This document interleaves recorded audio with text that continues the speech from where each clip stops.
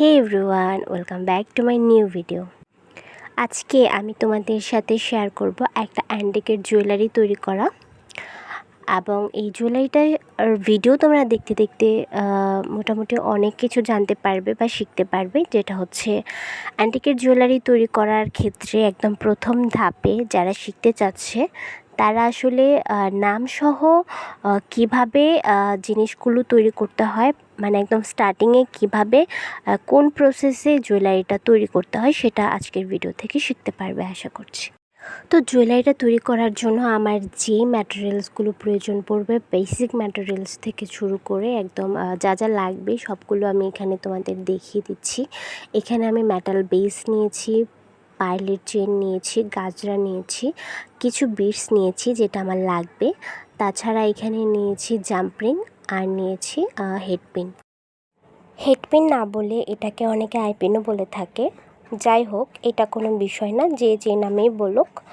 তো basic materials আমার এখানে যেটা আছে সেটা হচ্ছে জাম্পরিং, আর যেটা হেডপিন আছে এই দুইটা হচ্ছে আমার বেসিক ম্যাটেরিয়ালস। অ্যান্ড আছে হচ্ছে যেটা দিয়ে আমি মালাটা তৈরি করব, যেটাকে আমরা পাইপ বলে থাকি, প্লাস্টিকের পাইপ বা রকসুতা বলে থাকি, এটাও একটা বেসিক ম্যাটেরিয়ালস। আর এখানে টোলস হিসেবে আমি যেটা ব্যবহার করছি সেটা হচ্ছে নোজ প্লাস। ওকে, যে নোজ প্লাসের ব্যবহারটা তোমরা একটু পরে দেখতে পাবে। তো প্রথম অবস্থায় আমি এখানে মালা গাঁথার প্রসেসটা তোমাদের দেখাচ্ছি। যেহেতু এটা একটা পাইপ, তো পাইপটা হচ্ছে প্রথম অবস্থায় আমি নিলাম। এরপর হচ্ছে পাইপের একদম শুরুতে আমি হচ্ছে এখানে একটা জাম্পরিং দিয়ে গিট দিয়ে নিয়েছি, আর এই পাইপটার মধ্যে সম্পূর্ণ মালাটা আমার গাঁথা হবে। তো এখানে আমি প্রথমে একটা বিটস দিয়েছি। এটা তোমরা যে কোনো ডিজাইনের বিটস দিতে পারো, যে কোনো কালারে দিতে পারো। আমি যে ডিজাইনটা দিয়ে এই গহনাটা তৈরি করছি, মানে যে ডিজাইনটা এখানে বানাবো, সেটার জন্য তোমরা এই প্রসেসটা ফলো করবে। আমি এই জুয়েলারিগুলো খুব বেশি রেসপন্স পাচ্ছি, দ্যাটস ওয়াই আমি এগুলো একটু বেশি বানাচ্ছি ইদানিং। তো ভাবলাম এই জুয়েলারিটা বানানোর ভিডিওটা তোমাদের সাথে শেয়ার করে দিই। এখানে আমি একটা বিটস গেঁথেছি, এরপর মাঝে কিছু পরিমাণ গাজরা গেঁথে নিয়েছি, যেমন 3 থেকে 4টা দিলেই এনাফ। এইটাই সুন্দর লাগে, চাইলে আরও বেশিও দিতে পারো, বাট আমার কাছে 3 থেকে 4টাই বেশি সুন্দর লাগে। তো এইভাবে করে আমি এখানে কিছু বিটস গেঁথে নিচ্ছি। কারোর কোনো প্রশ্ন থাকলে তোমরা অবশ্যই কমেন্টে জানাতে পারো। তোমরা অনেকে আমাকে ইনবক্স করেছো যে তোমরা বিজনেস স্টার্ট করতে চাও হলুদের গহনা দিয়ে। তো যারা হলুদের গহনা সম্পর্কে জানতে চাচ্ছ একদম ডিটেলসে, একদম ফার্স্ট টু লাস্ট পর্যন্ত ডিটেলসে জানতে চাচ্ছ কীভাবে ম্যাটেরিয়ালস কিনতে হবে, কত টাকার প্রোডাক্ট কিনতে হবে, তারপর কী কী প্রোডাক্ট ফার্স্ট টাইম লাগবে, প্রথম অবস্থায় লাগবে, সেগুলোর জন্য যদি একটা ভিডিও আমার তৈরি করতে হয় সেটা আমি অবশ্যই করব, কোনো প্রবলেম নেই। তবে তোমাদের কমেন্টে আমাকে জানাতে হবে যে হ্যাঁ, তোমরা হলুদের গহনার যে আইটেমগুলো আছে সেগুলোর একটা ভিডিও তোমরা চাচ্ছ, তাহলে আমি চেষ্টা করব সেটার ভিডিওটা তৈরি করার জন্য। কথা বলতে বলতে ভিডিও তো এগিয়ে গেল। তো দেখো তোমরা আমি কিভাবে তৈরি করেছি। যেই পরিমাণ বিটস আমার দেওয়ার কথা ছিল এখানে আমি 5টা বিটস দিয়েছি। তারপর হচ্ছে যেহেতু আমার মেটালটা মাঝখানে লাগাবো, তো তার আগে কিছু পরিমাণ গাজরা আমি এখানে দিয়ে নিয়েছি, এটা সৌন্দর্যের জন্য। তারপর এখানে আমি মেটালটা লাগিয়েছি। এরপর মানে হচ্ছে একটা পাশে আমি যেরকমভাবে করেছি সেম অপর সাইডটাও সেরকমভাবেই করে নিচ্ছি। তো এ হচ্ছে আমার ফার্স্টের যে কাজটা সেটা হয়ে গেছে। এখন দেখো তোমরা, আমি যে মেটাল বেসটা নিয়েছি এই মেটাল বেসের নিচের পোর্শনটাতে কিন্তু ঘর করা আছে, গোল গোল করে ঘর করা আছে।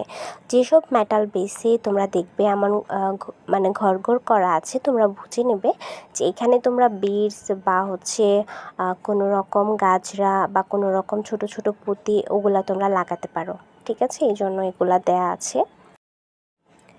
তো আমি এখানে একটা হেডপিন নিয়েছি। হেডপিনের যে বন্ধ মাথাটা থাকে সেটাকে খুলে আমি কিছু গাজরা এখানে গেঁথে নিয়েছি। এরপর একটা বিডস গেঁথে নিচ্ছি।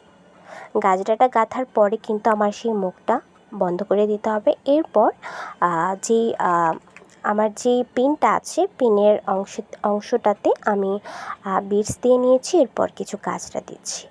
এখন দেখো যে প্রসেসে আমি হচ্ছে এই হেড পিনটাকে বাঁকাচ্ছি সেটা হচ্ছে নোজ প্লাস। হ্যাঁ, এই নোজ প্লাসটা ছাড়া কিন্তু এই প্রসেসে বাঁকানো যাবে না।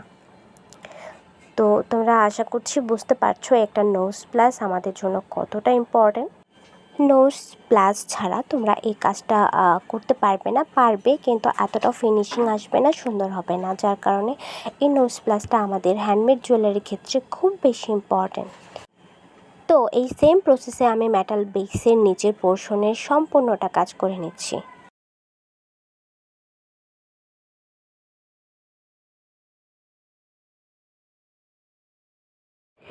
এরপর আমার নিচের পোর্শনের কাজ হয়ে গেলে আমি করব হচ্ছে যতটুকু পরিমাণ আমি মালাটা গেঁথেছি এর বাকি অংশটার কাজ। তো বাকি অংশটার কাজ করার জন্য আমার এখানে পাল চেন লাগছে। তো পাল চেন আমি নিয়েছি, এখানে পুরো একটা পাল চেন নিচ্ছি। এটাকে আমি ডাবল ফোল্ড করে দেন হচ্ছে এটাকে মালার পেছনের অংশে লাগিয়ে নিচ্ছি। মানে মালার সম্পূর্ণটা অংশ তো আর বিটস দিয়ে হচ্ছে না, হাফ অংশটা হচ্ছে বিটস দিয়ে এবং মালার হাফ অংশটাতে থাকছে পার্ল চেন। তো আশা করছি তোমরা ভিডিওতে দেখতে পাচ্ছ নোজ প্লাসের ব্যবহারটা। তো এই ক্ষেত্রে যখন আমি জাম্পলিংটার মধ্যে পার্ল চেনটাকে অ্যাটাচ করছি সেক্ষেত্রেও কিন্তু আমার নোজ প্লাসটা কাজে লাগছে। সো এমন একটা নোজ প্লাস তোমরা অবশ্যই তোমাদের সাথে রাখবে।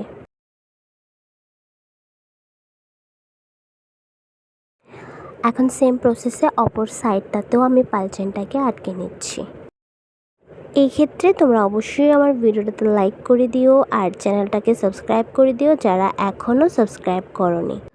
তো আমার মালাটা রেডি হয়ে গেছে, শুধুমাত্র পেছনের অংশে টার্সেল অ্যাড করলেই হয়ে যাবে। আমি টার্সেল অ্যাডটা দেখাচ্ছি না, আমি জাস্ট মালা বানানোর প্রসেসটা তোমাদের দেখিয়ে দিলাম। তো ভিডিও ভালো লাগলে অবশ্যই সাথে থেকো। আজকের মতো এখানেই বিদায় নিচ্ছি।